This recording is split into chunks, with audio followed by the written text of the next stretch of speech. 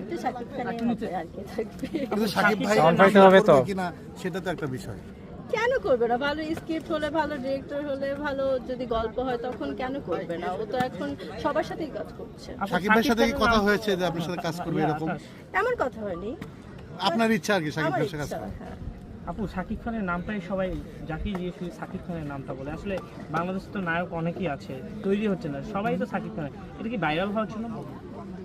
Viral হওয়ার জন্য। কারণ আমাদের ভাইরাল হওয়ার জন্য কেন হবে? এটা আমাদের দেশে একজনই আছে সুপারস্টার, সো তার সাথেই সবাই কাজ করতে তাহলে চায়। বাংলাদেশে এত মেয়েরা তাকে পছন্দ করে, তার সাথে মুভি করতে চায়, আপনিও তো সুন্দর, কিন্তু সে তো বাহিরের নায়িকাদের সাথে ছবি করে, তার বাট মানে কি বাংলাদেশ এখন তার দরকার ইয়ারলি 4-5টা বা 10টা ফিল্ম করা, তাহলে সব নায়িকারা তার সাথে আপু কাজ আরেকটা করতে প্রশ্ন পারবে। করি, সেটা হচ্ছে এখন ইয়ারলি যদি 2টা করে তখন তো আর হচ্ছে না, সবার সাথে কাজ করা হচ্ছে না, সো দরকার বেশি বেশি কাজ করা। আপু একটা এক্সক্লুসিভ প্রশ্ন করি, সেটা হচ্ছে যে কখনো জায়েদ খানের সাথে কাজ করার অফার আসে?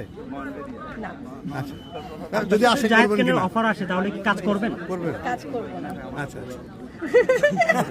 কাজ করবো না, যদি শাকিব খানের সাথে অফার আসে তখন কিন্তু জায়েদ খানের সাথে করবেন না কেন?